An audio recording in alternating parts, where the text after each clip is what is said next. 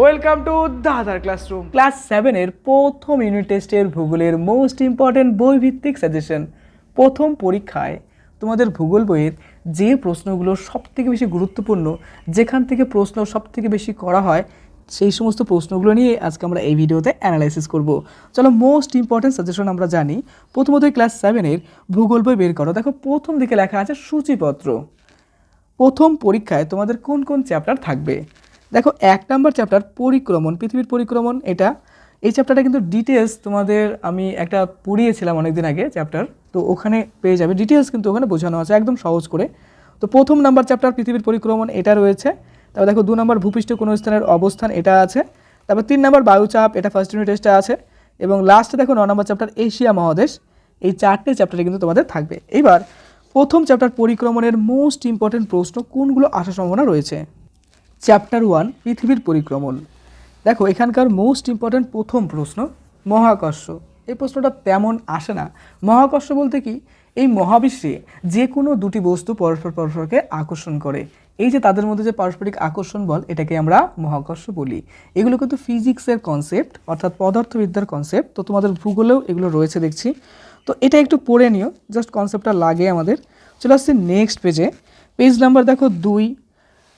আচ্ছা, page number 2-এ লক্ষ্য করো, এখানে একটা কথা রয়েছে যে কোটি কোটি বছর ধরে সূর্যের আকর্ষণ পৃথিবীর সূর্যের চারিদিকে ঘুরছে। এই ধরনের প্রশ্ন অনেক সময় করে পরীক্ষায় যে পৃথিবী কার চারিদিকে ঘুরছে, তো আমরা বলবো সূর্যের চারিদিকে ঘুরছে। ওকে, তার সঙ্গে সঙ্গে কিন্তু নিজের অ্যাক্সিস বা নিজের অক্ষের উপরও কিন্তু পৃথিবী আবর্তন করে। আচ্ছা, পেজ নাম্বার 3 বের করো, 3 নাম্বার পেজ। তো পৃথিবীর অক্ষ বা অ্যাক্সিস চিন্তা করো, এই যদি একটা পৃথিবী হয় তাহলে কি তার একটা রোটেশনাল ফোর্স হবে, অর্থাৎ নিজের এক অক্ষের সাপেক্ষে কি সেই জিনিসটা কিন্তু বন করে ঘুরতে থাকবে। এই কারণে আমরা বলি না যে পৃথিবী 24 ঘন্টায় এক পাক দেয় এবং সূর্যকে প্রদক্ষিণ করতে 365 দিন সময় নেয়, এই বিষয়গুলো। তো এখানে পৃথিবীর অক্ষ বা পৃথিবীর অ্যাক্সিস কাকে বলে খুব পরীক্ষায় দেয়। আর মেরু কাকে বলা হয়, দেখো এটা যদি একটা গোলক চিন্তা করি তাহলে কী হবে, এই গোলকের দুটো প্রান্ত ভাগ হবে, একটা উত্তর অর্থাৎ একটা নর্থ, একটা সাউথ। তো পৃথিবীর দুটো মেরু হয়, একটা নর্থ পোল, একটা সাউথ পোল। অর্থাৎ এই ক্ষেত্রে আমরা বলতে পারি যে পৃথিবীর যে প্রান্ত দুটো রয়েছে সেই প্রান্তগুলোকে আমরা মেরু বলছি, একটা নর্থ পোল, একটা সাউথ পোল, অর্থাৎ উত্তর মেরু এবং দক্ষিণ মেরু। এটা পড়বে। আর একটা বিষয় দেখো, পৃথিবীর বলছে যে বার্ষিক গতি বা পরিক্রমণ গতির বেগ সেকেন্ডে কত, দেখো 30 কিলোমিটার বলছে। এটা একটু দাগিয়ে নাও। চলে আসছি নেক্সটে, আর একটা ইম্পর্টেন্ট প্রশ্ন, এটা স্টার কোডিং হবে। দেখো এটা স্টার কোডিং হবে, এটা মেনলি তোমাদের উঁচু ক্লাসে এই কনসেপ্টটা কাজে লাগবে। এখানে শুধুমাত্র বলে দিল যে কোনো বস্তু প্রতি সেকেন্ডে 11.2 কিমি গতিবেগে উপরের দিকে ছুটতে পারলে কি বলছে যে সে আর নিচে ফিরে আসছে না। একে আমরা কি বলছি যে মুক্তিবেগ বা এসকেপ ভেলোসিটি বলি। আচ্ছা, এসকেপ ভেলোসিটি ক্লাস 11-এর সেকেন্ড সেমিস্টারে ফিজিক্সে পাবে, ওখানে গিয়ে। তো সায়েন্সের পার্ট, ওখানে দেখবে যে এসকেপ ভেলোসিটির ওখানে মানও নির্ণয় করতে হয়। এসকেপ ভেলোসিটি বলতে কোনো একটা পদার্থকে আমরা যতটা ফোর্সে ধরো ঢিল মারলাম, মিনিমাম একটা বেগ হবে, ভেলোসিটি হবে, যে বেগে ছুড়লে পারে সেই পদার্থটা বা সেই পার্টিকেলটা কোনো দিনও পৃথিবীতে আর ফিরে আসছে না, অর্থাৎ পৃথিবীর ছেড়ে চলে যাচ্ছে, অর্থাৎ পৃথিবীর যে গ্র্যাভিটি বা আকর্ষণ বল আছে সেই আকর্ষণ বলের বাইরে চলে যাচ্ছে। তো তার জন্য তো একটা বেগ লাগবে, সেই মিনিমাম বেগটাকে বলবো কি তার এসকেপ ভেলোসিটি বা মুক্তি বেগ। এর মান কত, 11.2 কিলোমিটার পার সেকেন্ড। ওকে, পড়ে নেবে এটা, এখানে অতটা নেই, শুধুমাত্র মান রয়েছে। এবার আসে 4 নাম্বার পেজ। 4 নাম্বার পেজে দেখো বলেছে পৃথিবীর কক্ষপথ।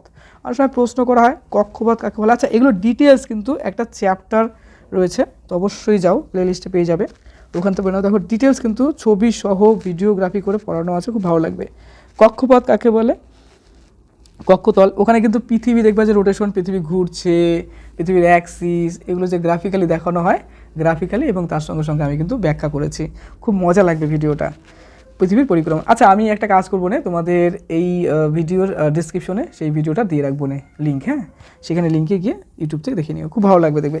এবার আসছে মোস্ট ইম্পর্টেন্ট প্রশ্ন, পৃষ্ঠা নাম্বার 5-এ পাবে, খুব পরীক্ষায় দেয় এই প্রশ্নটা, সেটা হচ্ছে কি অপসূর অবস্থান এবং অনুসূর অবস্থান।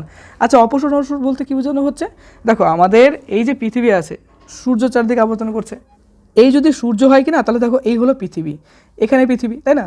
কি হয়, আমাদের এই পৃথিবী সূর্যকে প্রদক্ষিণ করতে করতে বছরের কোনো একটা সময় কি হয়, সূর্যের কাছাকাছি আসে, তখন সূর্য থেকে পৃথিবীর দূরত্ব কত হয়, 14,70,00,000 কিমি। এই যে দেখো কাছে চলে আসছে, এটাকে বলবো অনুসূর। অনুসূর বলতে মনে রাখবো, অনুমান হচ্ছে কাছে। এই তারিখটা কি 3 জানুয়ারি, তাই না? আর একটা লক্ষ্য করে দেখো, পৃথিবী থেকে সূর্যের দূরত্ব ম্যাক্সিমাম হয় কত তারিখে, 4 জুলাই, যেটাকে আমরা অপসূর অবস্থান বলি। এই দূরত্বটা 15,59,00,000 20 লক্ষ কিমি ধরা হয়। এভারেজ কিন্তু আমরা কিন্তু 15 কোটি বলি, তাই না? তো এই যে অনুসুর অবস্থান, এর ডেট কত তারিখে হচ্ছে, দূরত্বটা কত, এগুলো কিন্তু পরীক্ষায় আসে শর্ট প্রশ্ন আকারে। অনেক সময় কী হয় বলো তো, টিকা আকারে দেয় অপসুর অবস্থান এবং অনুসুর অবস্থান সম্পর্কে যা জানো লিখো। তো মোস্ট ইম্পর্টেন্ট অবশ্যই পড়ো। আর আমি অবশ্যই তোমাদেরকে বলবো যে ভূগোলে ফুল নাম্বার তোলার জন্য বেসিক্যালি যেটা করে, যারা ধরো 90, 95 বা 100-এর কাছাকাছি নাম্বার পায়, 97, 98, তো তাদের জন্য তারা মেনলি যেটা করে যে ছবি সহ কিন্তু ব্যাখ্যা করে দিয়ে আসে। তুমি যদি পারো তাহলে এই ছবিটা কিন্তু এঁকে দিয়ে এসো, হ্যাঁ, যদি টিকা আকারে আসে ফুল নাম্বার তোলার জন্য। হলো, এরপরে চলে আসছে আমরা নেক্সট পেজে। পেজ নাম্বার 6 বের করবে। পেজ নাম্বার 6 দেখো এখানে চান্দ্রমাস। চান্দ্রমাস বলতে কি, পৃথিবীর উপগ্রহ নাম আমরা জানি যে চাঁদ, তাই না? পৃথিবীকে কী করে, পৃথিবীকে প্রদক্ষিণ করছে বা পৃথিবীকে মানে পৃথিবীর চারদিকে ঘুরছে। এই এক পাক প্রদক্ষিণ করতে কত টাইম লাগছে? 27.1/3 দিন। এই যে সময়, এটাকে বলবো চান্দ্রমাস। ইম্পর্টেন্ট, স্টার করো চান্দ্রমাস কি। একই রকম দেখো আরেকটা আছে সৌর বছর কি, 365 দিনের ব্যাপারটা বলেছে, স্টার করো। ওকে, চলে আসছি নেক্সট পেজে। আচ্ছা, তোমাদের কিন্তু অনেকগুলো সাবজেক্টের সাজেশন দিয়ে ফেলছি, দেখে নিও। অধিবর্ষ কি, অধিবর্ষ দেখো মোস্ট ইম্পর্টেন্ট, অধিবর্ষ খুব আসে। লিপ ইয়ার কাকে বলা হয়, এটা খুবই ইজি। আচ্ছা, তারপরে দেখো অধিবর্ষ। আচ্ছা, তোমাদের সিম্পল একটা কনসেপ্ট বলে দেই। দেখো, আমরা যে ক্যালকুলেশন করি কি না, যে পৃথিবী কী করছে, যে সূর্যের চারদিকে আবর্তন করছে, মানে সূর্য চারিদিকে ঘুরছে, এই ঘুরতে 365 দিন তো বলি, কিন্তু না, এখানে একটা টাইমের অ্যারোর থাকে। আর জানো তো ফিজিক্সের ক্ষেত্রে কী হয়, অ্যারোর বা ম্যাথামেটিক্যাল একটা অ্যারোর দেখা যায় এখানে। এই অ্যারোরটা কী করে বলো তো, এই অ্যারোরটা মীমাংসিত করার জন্য বা সেটাকে অ্যাপ্রক্সিমেটলি বা ঠিক করার জন্য করা হয় কি, 4 বছর অন্তর একটা দিন বাড়িয়ে দেওয়া হয়। যে কারণে দেখবা যে ফেব্রুয়ারি মাস 4 বছর অন্তর অন্তর দেখবা একদিন বাড়ে, অর্থাৎ ফেব্রুয়ারি মাস নর্মালি 28 দিনে হয়, কিন্তু 4 বছর অন্তর সেটা কী হবে, 29 দিনে হবে। আর এটা গাণিতিক সুবিধার্থে কী করা হয়, যেরকম 2000 সাল 4 দিয়ে ভাগ করা যায়, 2004 সাল 4 দিয়ে ভাগ করা যায়, 2008 সাল 4 দিয়ে ভাগ করা যায়, তারপর 2012, 2000, তারপর 16, 20, 2024, এরপরে 2028, 2032, এগুলো 4 দিয়ে ভাগ করা যায়, এগুলোকে লিপ ইয়ারের মধ্যে ফেলা হয়। আর কোনো কোনো ক্ষেত্রে যেরকম ধরো বছরগুলো হতে পারে, যেরকম ধরো 2000 সাল 400 দিয়ে ভাগ করা যায়, এই 400 দিয়ে যেগুলো ভাগ করা যাবে সেটাও ওর মধ্যে ফেলা হবে। এই তো গেল বিষয়। ওকে, কনসেপ্ট ক্লিয়ার হলো। চলে আসছি নেক্সটে, পেজ নাম্বার 8-এ চলে আসছে। এখানে ইম্পর্টেন্ট কিছু লাইন আছে, আন্ডারলাইন করো। আর স্টার বলতে এটা পৃথিবী কক্ষতলের সঙ্গে কত ডিগ্রি কোণে হেলে থাকে, শর্ট প্রশ্ন হিসেবে আসে, দেখো 66 ডিগ্রি কোণে। আচ্ছা, চলে আসছে নেক্সটে। এরপরে পেজ নাম্বার 11 বের করবে। 11 নম্বর পেজে এখানে বার্ষিক গতি বা আপাত গতি বা রবিমার্ক কাকে বলে, পরীক্ষা দেয় রবিমার্ক কাকে বলা হয়, এটা স্টার করবে। তারপর দেখো দৈনিক গতি, দৈনিক আপাতত গতি কাকে বলা হয়, এটা স্টার করো। চলে আসছে নেক্সট পেজ। পেজ নাম্বার হচ্ছে এটা দেখো 12 পেজে দেখো দক্ষিণায়ন কাকে বলা হয়, উত্তরায়ণ কাকে বলে, স্টার করো। আচ্ছা, তারপরে বিষুব কথার মানে কি, সমান দিন রাত্রি। তো এইটা একটু পড়ে রাখবা, যেরকম দিন রাত্রি সমান হচ্ছে উত্তর গোলার্ধে বসন্তকাল। এই টপিকটা অনেক সময় 3 নম্বরের প্রশ্ন দেয়, অনেক শর্ট প্রশ্ন আকারে দেয়। বিষুব কথার অর্থ কী? আচ্ছা, মহাবিষুব জলবিষুব যেটা আছে, পেজটা নাম্বার তোমরা 13-তে পাবে, এটা ভালো করে পড়ে রাখবা, পরীক্ষা দেয় যে বসন্তকালীন বিষুব বা মহাবিষুব কাকে বলে, পড়ে রাখবা। এরপরে নিচের দিকে দেখো আর একটা টপিক আছে, এই যে এটা উত্তর গোলার্ধে গ্রীষ্মকাল, এই সম্পর্কে একটা টিকা দেয় অনেক সময়। কর্কট সংক্রান্তি যেটা আছে দেখো, এটা স্টার করো, এটা ইম্পর্টেন্ট তারিখটাও, এবং তার সঙ্গে সঙ্গে এই কর্কট সংক্রান্তি কিন্তু 2 নম্বর 3 নম্বর প্রশ্ন হয়, স্টার করো। এরপর আসছি নেক্সটে আমরা 14 নম্বর পৃষ্ঠা। 14 নম্বর উপরের দিকে দেখা যাচ্ছে শরৎকালীন বিষুব বা জল বিষুব কাকে বলা হয়, 2 মার্কস কোশ্চিন, 3 মার্কস কোশ্চিন করা হয়। তার সঙ্গে সঙ্গে কিন্তু ডেটটা খুব গুরুত্বপূর্ণ, মকর সংক্রান্তির ডেটটা গুরুত্বপূর্ণ, এবং তার সঙ্গে সঙ্গে কিন্তু ডিটেলস দেয়, এটা বড় প্রশ্ন আকারেও দেয়, শর্ট প্রশ্ন আকারেও দেয়।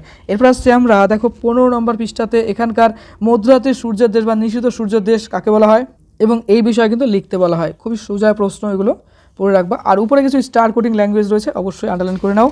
চলে আসছে নেক্সট পেজ। পেজ নাম্বার এটা তোমরা 16 নম্বর পেজে পাবে। উপরের দিকে দেখো আছে সুমেরু প্রভা, কুমেরু প্রভা, যেটা আমরা অ্যারোরা বলি, অ্যারোরা ফর্মেশন হয়, তো সেই ব্যাপারে এখানে বলেছে, একটু পড়ে নিবা। আচ্ছা, তারপরে চলে আসছি আমরা 19 নম্বর পেজ, অর্থাৎ চ্যাপ্টার 2 ভূপৃষ্ঠে কোনো স্থানের অবস্থান নির্ণয়। এখানকার প্রথম ইম্পর্টেন্ট প্রশ্ন দেখো, নিরক্ষরেখা বা বিষুবরেখা বা 0 ডিগ্রি অক্ষরেখা, এই সম্পর্কে দেখো অনেক সময় দেয় নিরক্ষরেখার মান কত, বিষুবরেখার মান কত, বা নিরক্ষরেখার অপর নাম কি, বা মূল মধ্যরেখা বা 0 ডিগ্রি দ্রাঘিমা রেখা, শর্ট প্রশ্ন আকারে দেয়, এবং যদি ডিটেলস বলো তাহলে এটা লিখে দিতে হবে। ওকে, পেজ নাম্বার এটা কত পাবা, দেখো 19-এ পাবে। চলে আসছে নেক্সট পেজ। পেজ নাম্বার 21 পাবা। দেখো 21-এ উপরের দিকে অক্ষরেখা দ্রাঘিমা রেখার একটু সম্পর্কে বলেছে। আর এখানকার ইম্পর্টেন্ট প্রশ্ন দেখো, অক্ষরেখার পরিচয় দাও, অর্থাৎ বৈশিষ্ট্য অনেক সময় দিতে পারে, তো বৈশিষ্ট্য দিলে এখান থেকে 2-3টে পয়েন্ট লিখে দিতে হবে। ওকে, চলে আসছে নেক্সট পেজ। পেজ নাম্বার এটা 22 উপর দিকে দেখো দক্ষিণ অক্ষরেখা, উত্তর অক্ষরেখা, এটা পড়ে রাখবে। আর তার পাশাপাশি দেখো এখানে কলকাতার অবস্থানটা কত, দেখো 22 ডিগ্রি 34 মিনিট বলা হয়, এটা। ওকে, চলে আসছে নেক্সট পেজ। ইম্পর্টেন্ট প্রশ্ন হিসাবে 23 পেজে দেখো এখানে দ্রাঘিমা রেখা, এই লাইনটা স্টার কোডিং করে রেখে দাও, ইম্পর্টেন্ট রয়েছে। চলে আসছে নেক্সটে। পেজ নাম্বার 27 27 পেজ বের করবে। উপরের দিকে দেখো স্থানীয় সময় কাকে বলে, লোকাল টাইম যাকে বলা হয়, ইম্পর্টেন্ট, স্টার করো। তার পাশাপাশি দেখো ইন্ডিয়ান স্ট্যান্ডার্ড টাইম যেটা প্রমাণ সময় বলা হয়, এটা কাকে বলে, এটা স্টার করো। জিপিএস কি, জিপিএস এর পুরো নাম, জিপিএস এর সুবিধা, স্টার করো। জিপিএস কিন্তু খুব দেয়, ভালো করে পড়ে রাখবা, গ্লোবাল পজিশনিং সিস্টেম, তাই না। এবার আসছে দেখো চ্যাপ্টার নাম্বার 3 বায়ুচাপ। বায়ুচাপ সম্পর্কে জানতে হবে। হ্যাঁ, জিওগ্রাফি আমারও কিন্তু খুব ফেভারিট সাবজেক্ট ছিল ছোটোবেলায়, যাই হোক যদি আমি সায়েন্সে গেছিলাম।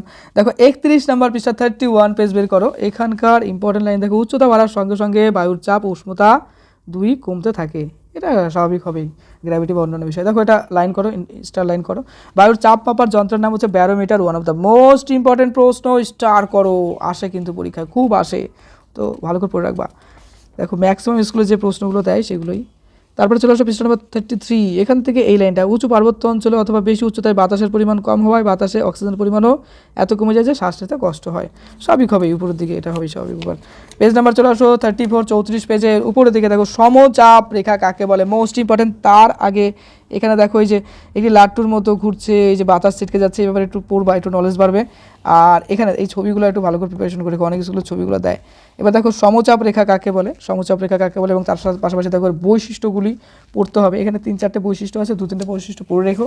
এবার নেক্সট আছে দেখো পেজ নাম্বার এটা 35, বায়ুর উচ্চচাপ সম্পর্কে কিছু তথ্য রয়েছে, কিছু পয়েন্ট পড়তে হবে, এখান থেকে পড়ে নিও। আর বায়ুর নিম্নচাপ সম্পর্কে কিছু তথ্য এখানে আছে, পড়ে নিও, বাস হয়ে যাবে। দেখো এইখানে দুটো বিষয় রয়েছে। এরপর চলে আসছে নেক্সট পেজ নাম্বার 36 36 পেজে দেখো এখানে মাউন্ট এভারেস্ট সংক্রান্ত কিছু তথ্য আছে, উচ্চতা কত, উষ্ণতা কত, একই রকম পৃথিবীর সমুদ্র সৈকত, সেখানে পুরীর ব্যাপারে বলেছি একটু, এই দুটো পড়ে নিও। তবে এই প্রশ্নগুলো কিন্তু দেয় শর্ট প্রশ্ন আকারে। এরপরে চ্যাপ্টার 9 দেখো এশিয়া মহাদেশ, এই চ্যাপ্টার থেকে কিন্তু প্রশ্ন হয়, প্রচুর পরিমাণে প্রশ্ন করা হয়। যেরকম ধরো পৃথিবীর ছাদ কাকে বলা হয়, পামির মালভূমিকে, এটা স্টার করো। তারপরে যেরকম এখানে আরও কিছু তথ্য রয়েছে, যেরকম বৃহত্তম হ্রদ কাস্পিয়ান সাগর, এগুলো সব পড়ে রাখবা। গঙ্গা ব্রহ্মপুত্র নদীগুলো তো বৃহত্তম বদ্বীপ সমূহ রয়েছে এশিয়াতে, এগুলো পড়বা। এবং তার পাশাপাশি দেখো পৃথিবীর বৃহত্তম বনভূমির তৈগা, এই যে এখান থেকে প্রশ্ন হয়, লবণাক্ত হ্রদ, মহাসাগরীয় স্থলভাগের নিম্নতম অংশ, এই যে এগুলো পড়ে রাখবা সব, যেখানে যা যা ইনফরমেশন সব পড়ে রাখবা কিন্তু। হ্যাঁ, উচ্চতম শৃঙ্গ মাউন্ট এভারেস্ট সেখানে রয়েছে।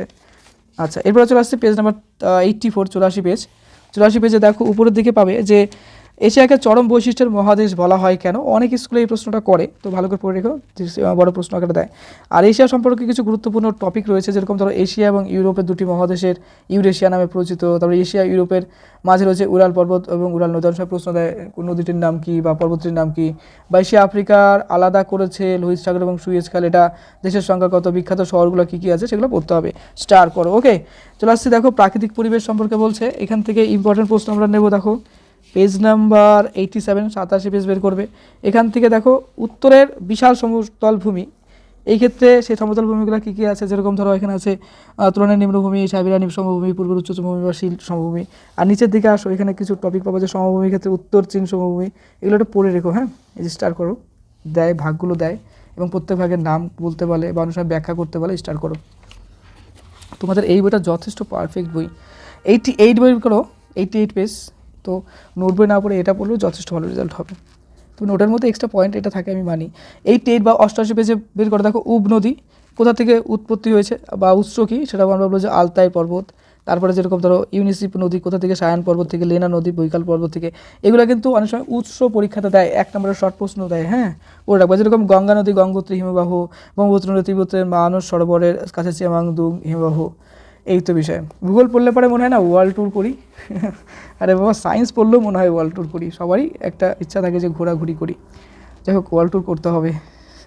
চলো মেকং নদী সম্পর্কে বলেছে, কুয়েনলুন পর্বত, তারপরে দেখো মেনাম নদী, এই বিষয়গুলো স্টার দিয়ে দাগাও। ওকে, চলে আসছি নেক্সট পেজে, পেজ নাম্বার 90 বের করবা। 90 এই ক্ষেত্রে আবার সেই একই বিষয় বলবো যে ইয়াংশি কিয়াং হুয়াংহো আমুর, এগুলোর বই সে কী বলবো, নদীর যে উৎসগুলো আছে সেগুলো পড়ে রাখবা।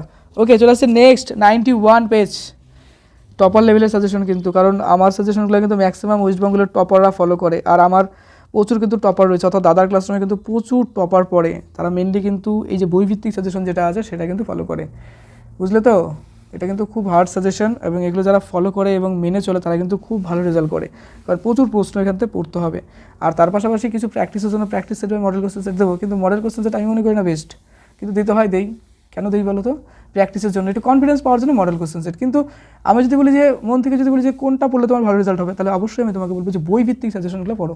আর আমি কিন্তু বইভিত্তিক সাজেশন রেগুলার দিচ্ছি, আর এই বইভিত্তিক সাজেশন পড়েই কিন্তু ম্যাক্সিমাম টপার বা 1 থেকে 10, অনেকে 90%, 95% বা অনেকে দেখা যায় ফুলও তুলতে পারতেছে। তো অবশ্যই পড়বা, ব্রেনও বাড়বে, বাণীও লিখতে পারবা, সব কিছুই হবে। পৃষ্ঠা নাম্বার 90 91 পেজ বের করো। এশিয়া মহাদেশের বিভিন্ন জায়গায় জলবায়ু এবং স্বাভাবিক উদ্ভিদের বৈচিত্র্যের কারণ, খুব ইম্পর্টেন্ট, পড়বা। জলবায়ু এবং স্বাভাবিক উদ্ভিদ সম্পর্কে এখানে বলেছে এশিয়া মহাদেশে, এটা পড়বা। আর এই প্রশ্নটা খুব ইম্পর্টেন্ট, দেখো জলবায়ু এবং স্বাভাবিক উদ্ভিদের বৈচিত্র্যের কারণ, বড় প্রশ্ন এখানে দিতে পারে, তখন এই পয়েন্টগুলো লিখবা আর একটু ব্যাখ্যা করে দেবা। দেখো এখানে যতগুলো পয়েন্ট আছে ব্যাখ্যা লিখবা আর ব্যাখ্যা করে দেবা। এরপরে 92 পেজ বের করবে। এখানকার মোস্ট ইম্পর্টেন্ট দেখো নিরক্ষীয় জলবায়ু সম্পর্কে অনেক সময় প্রশ্ন দেয়, পড়ে রাখবা। এরপরে চলে আসছে আমরা নেক্সট পেজ 93, এখানকার উষ্ণ মরু, তারপর দেখো ভূমধ্যসাগর জলবায়ু, তারপর চীন দেশীয় জলবায়ু, এগুলো পড়ে রাখবা, স্টার করো। ভূমধ্যসাগর জলবায়ু খুব আসে, এবং তারপর পাশাপাশি দেখো উষ্ণ মরু যেটা আছে সেটা। চলে আসছে নেক্সটে পেজ নাম্বার আমাদের এটা আছে 94, 94 পেজ। 94 পেজের একেবারে উপরে দেখে থাকো তুন্দ্রা জলবায়ু, তৈগা জলবায়ু, এইগুলো একটু পড়ে রাখবা। ওকে, তৈগা বনভূমি, জলবায়ু কেন বলে, বনভূমি হবে এটা। এবার 95 পেজ বের করো। 95 পেজের এইগুলো ইম্পর্টেন্ট রয়েছে, যেরকম ধরো ইয়াং শিকিয়াং অববাহিকার অর্থনৈতিক সমৃদ্ধির কারণ, খুব ইম্পর্টেন্ট, এই পয়েন্টগুলো লিখে দিবা, বড় প্রশ্ন আকারে দেয়। ওকে, এটা এবং তার পাশাপাশি দেখো চীনের শস্য ভাণ্ডার কাকে বলা হয়, কেন বলা হয়, এটা পড়বা। এবং আরেকটা দেখো চীনের ম্যানচেস্টার কাকে বলা হয়, কেন বলা হয়, ইম্পর্টেন্ট, স্টার্ট করো। এবার চলে আসছে আমরা next page, page number 96, 96 page. এখান থেকে ইম্পর্টেন্ট দেখো আছে কিহিন শিল্পাঞ্চল বা টোকিও ইয়োকোহামা শিল্পাঞ্চল সম্পর্কে, মানে এটার কী বলবো, উন্নতির কারণ কী বা শিল্প উন্নতির কারণ কী বা এটা গড়ে ওঠার কারণ কী, এই টাইপের প্রশ্নগুলো পড়বা এগুলো। চলো, কিছু শিল্পাঞ্চল রয়েছে এখানে, পড়ে নিবা। চলে আসছে নেক্সট প্রশ্ন, নেক্সট পেজে। এখান থেকে এগুলো দেখো সমাধানের পথ, মানে টোকিও ইয়োকোহামা শিল্পাঞ্চলে কিছু সমস্যা দেখা দিয়ে গেছে, সেই সমস্যাগুলো কী কী এবং তার সমাধানের পথগুলো কী কী, ইম্পর্টেন্ট পড়ো। আর এই শিল্পাঞ্চলে যেরকম ইয়োকোহামা শিল্পাঞ্চলের বিশেষ বৈশিষ্ট্য কী, সেই প্রশ্নগুলো বড় প্রশ্ন আকারে দেয়, স্টার করো। হ্যাঁ, আর পড়বা মন দিয়ে কিন্তু। হ্যাঁ, নেক্সট কিন্তু তোমাকে ভালো রেজাল্ট করতে হবে। দেখো 98, এখানে ইম্পর্টেন্ট ওপেক কি, ওপেকের পুরো নাম, এগুলো জানতে হবে, স্টার করো। আর উপরের দিকে দেখো আছে দক্ষিণ পশ্চিম এশিয়ার তৈল বলয়, তো এখানে কিছু দেশ আছে, সেই দেশের নামগুলো পড়তে হবে যে কোথায় কি আছে, স্টার করো। চলে আসছে নেক্সটে 99 পেজ। উপরে দিকে দেখো তৈল খনি সম্পর্কে কিছু বলছে, কোন দেশে কি তৈল খনিগুলো রয়েছে, তো ভালো করে পড়ে নিবা। হ্যাঁ, একটু জানবা, এটা এর থেকে আসার প্রশ্ন কম। যেরকম ধরো ঘাওয়ার কি, তারপরে যেরকম সাফানিয়া কি, এগুলো একটু পড়তে হবে, এই যে বিষয়গুলো। হ্যাঁ, আর তোমাদের ম্যাপ পয়েন্টিং তো বোধ হয় অনেক স্কুলে দেয়, অনেক স্কুলে দেয় না, তো যাই হোক ম্যাপ পয়েন্টিংটা গুরুত্ব দিলাম না এই ক্ষেত্রে। তো ফাইনাল পরীক্ষার আগে ম্যাপ পয়েন্টিং দিয়ে দেবো, চাপ নাই। তো প্রথম ইউনিট টেস্টের ক্ষেত্রে ম্যাপ পয়েন্টিং ওরকম দেয় না। তো যে সাজেশনটা দিলাম সেই সাজেশনটা কিন্তু মন দিয়ে পড়বা। তোমাদের অন্যান্য সব সাবজেক্টের সাজেশন ইতিমধ্যে দিয়ে দিয়েছি, বইভিত্তিক সাজেশনগুলো ফলো করো। আর পরীক্ষার আগে একটাই মাত্র কথা হবে, রিভিশন রিভিশন রিভিশন, টার্গেট একটাই, ফুল নাম্বার তোলা চাই। ওকে, মন দিয়ে পড়ো। চ্যানেলে নতুন হলে অবশ্যই সাবস্ক্রাইব করে দিও, ভিডিও শেয়ার করে দিও, আর খুব ভালো থেকো।